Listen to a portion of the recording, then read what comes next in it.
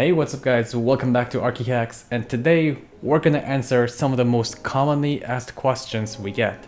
And that is whether this or that specific model of laptop or desktop work well for architectural students and professionals. And when we usually get these questions, my answer is, I don't know.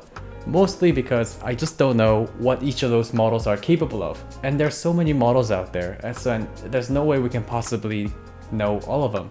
So instead, we figured we will do some research and find out the requirements for some of the most popular architectural softwares out there so that you can make the most informed decision when you're shopping. And the softwares that we're going to take a look today are as follows. Number 1, Rhino, SketchUp, Revit, AutoCAD, Photoshop Illustrator, Premiere Pro, and After Effects, and finally a surprise software. So if you want to find out about the requirements for each of these programs, make sure to stick around so that we can tell you what the minimal requirement and recommended specs are for each of these programs. And before we get in, we just wanted to let you know that this video was made possible thanks to Dell. Their precision workstations are specifically designed for creative professionals working with 2D and 3D graphics, and that includes architects. So in the following specs that we're going to talk about, you'll quickly find out that these precision workstations not only fulfill but exceed all the requirements for these programs. So if you happen to be shopping for a computer for a long term, link will be in the description for you to check it out so that maybe you will find your match made in heaven. That being said, this video is mostly directed for PC users, mostly because I am not too familiar with the Mac ecosystem. So if that happens to be you, stick around and we will go over every minimum and recommended specs for all those programs. So let's dive right into it.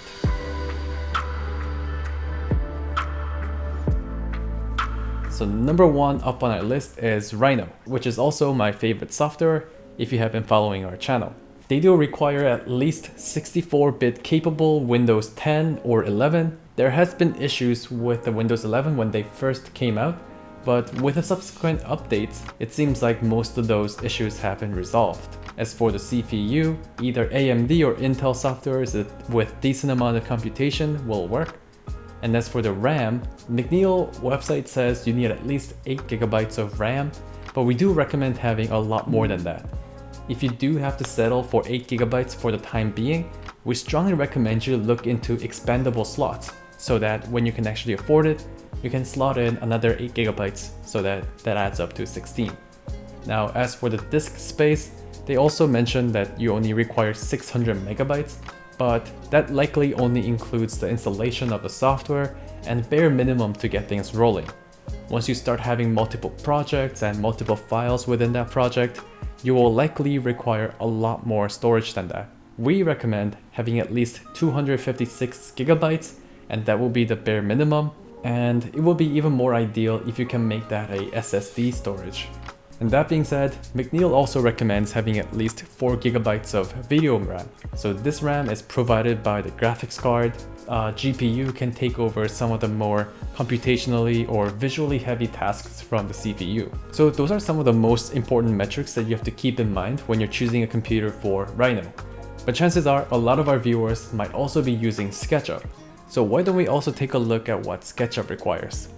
And SketchUp's website says you need something quite similar to Rhino actually.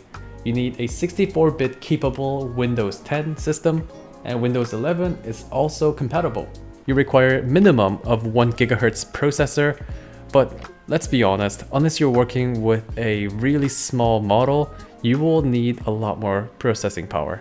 They do actually recommend 2GHz processor as a recommended spec, and that is something that we would say, and somewhere between 2 to 3 will be the minimum specs that we recommend. Now as for the RAM, their recommended specs are 8GB.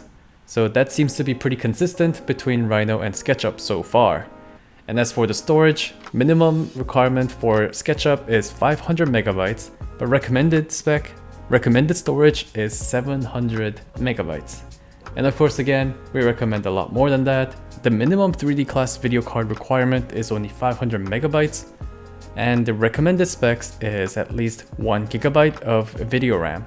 and 1 gigabyte would honestly be the minimum you need to have a smooth modeling and rendering experience. So these are some things to keep in mind. So if you're running both Rhino and SketchUp, we're gonna have to find the common denominator between the two. And in this case, you will need at least 4 gigabytes of video memory. Now, that will be the minimum requirement if you're just using Rhino and SketchUp. But the chances are you're probably gonna work with another program. And in this day and age, it's really hard to avoid a BIM program. And that's why we looked into Revit's minimum requirement. And Revit is going to really bump up the scale, because Revit tend to be used for modeling much larger buildings with increased level of detail. And that is why they recommend having at least 16 gigabytes of RAM. And I think that is still not enough to run like more than mid-size scale building. If you want to go any bigger than that, you need to have a lot more RAM. And this is another place where Precision Tower really shines. Precision Tower comes with expandable RAM slots, and it can be pre-configured up to 128 gigabytes. Honestly, that sounds like a dream to me. If I had that much, I don't know what I'm gonna do except just modeling in Revit all day. And as for the storage, this is another area where Revit really steps up the common denominator. They require at least 30 gigabytes of storage due to all the resources and assets that Revit requires, but also because the exported set of drawings take up a lot of space. So if you're working with large Revit models or working with multiple Revit models, we strongly recommend you find a computer with large storage. So if you're running a BIM program, we typically recommend having a desktop instead of laptop. They tend to have much bigger performance, and Precision Tower, for example, comes with 3 expandable hard disk drive, and it can be pre-configured up to 32 terabytes of storage. So even if you have a huge Revit model, you won't have to worry about storage for a really long time. And as for the graphics card, Revit also recommends having at least 4 gigabytes of video RAM. And if you want to do more heavy lifting with it, you will typically require a little bit more video RAM than that. So that will be the minimum amount recommended by Autodesk. Now, next up on our list is sort of like a program that goes really hand in hand with Revit. It is the ancestor of all drafting program. It is AutoCAD. Now, AutoCAD's minimum requirement is Windows 10 capable of 64-bit environment. And surprisingly, their minimum requirement for the CPU is 2.5 to 2.9 gigahertz processor. And they actually recommend having 3 gigahertz or more. As for the RAM, they recommend having minimum of 8 gigabytes, and recommended spec for this one is 16 gigabyte. And as for the disk space, they require at least 10 gigabytes of storage. And as for the graphics card, they actually recommend having minimum of 1 gigabytes of GPU and recommend having at least 4 gigabytes. Okay, now we're gonna head over to some Adobe programs. Some of the most commonly used Adobe programs by architects is Photoshop and Illustrator. They also recommend running 64-bit Windows 10. As for the CPU type, they're agnostic about the brand. You can use either Intel or AMD as long as they have clock speed greater than 2 gigahertz. As for the RAM, they require a minimum of 8 gigabytes, and they also recommend having at least 16 gigabytes, if not more. So this is a part where Adobe programs actually push the boundary on the RAM requirement. Yeah, this is interesting because both of these programs are operating in 2D space, but actually require more RAM. And as for the disk space, they require minimum of 4 gigabytes, and those are probably the bare minimum just to get your applications installed. If you want to have a smooth experience, you should have at least 16 gigabytes.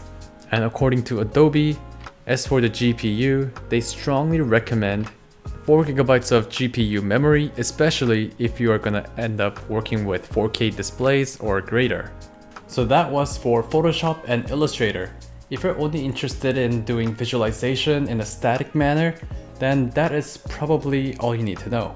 However, if you want to get into video editing, or if you're at least interested in it, you might be interested in Premiere Pro and After Effects' minimum requirements. So these two programs both have kind of similar CPU and operating system requirements. However, the big difference comes when it comes to memory. Now, Their minimum spec is about 8 gigabytes, but depending on the resolution that you're working with, you will need different sizes. So for example, if you're working with high definition footages, you would normally require about 16 gigabytes. And if you're working with 4K or bigger resolution, they recommend having more than 32 gigabytes of RAM.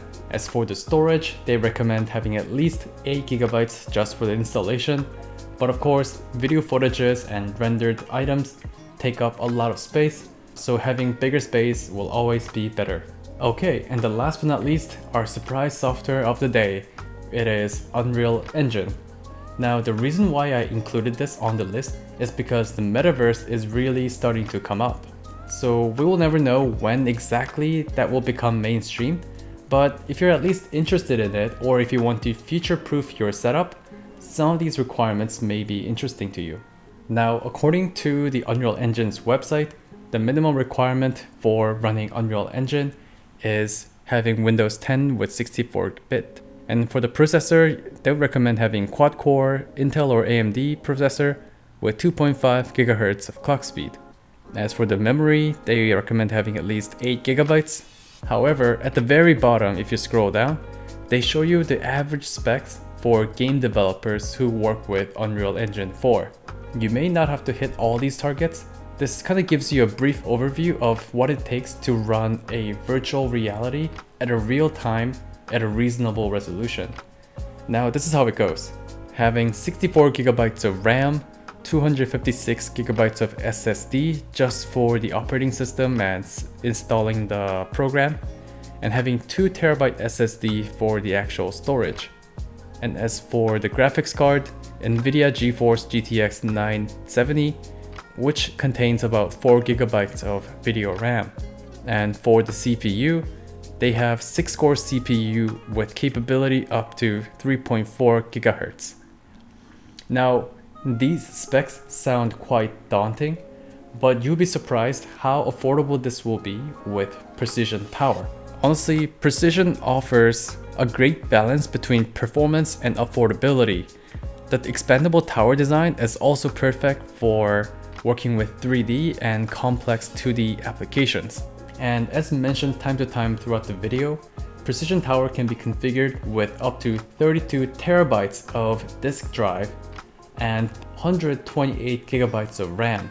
So both of these specs exceed the average requirement used by the game developers for Unreal Engine 4. And as for the graphics card, there has been a massive shortage of graphics cards, so it became really hard to get your hands on the latest one. However, Precision provides you with a really stable and reliable way to get the top of the line graphics card at a reasonable price. And last but not least, even if you can't afford the latest and the best spec machine, Tower Design allows you to easily upgrade as you become more interested in working with certain technologies or working with bigger projects. Why not take a look around in the offers they provide in the link in the description. So I hope you guys found this video useful. I know there's a lot of jargons flying around here and there, but there's honestly like a few things to keep in mind and you will be good to go. So that being said, it's been Ben from ArchiHacks, and I'll see you guys next time. Bye!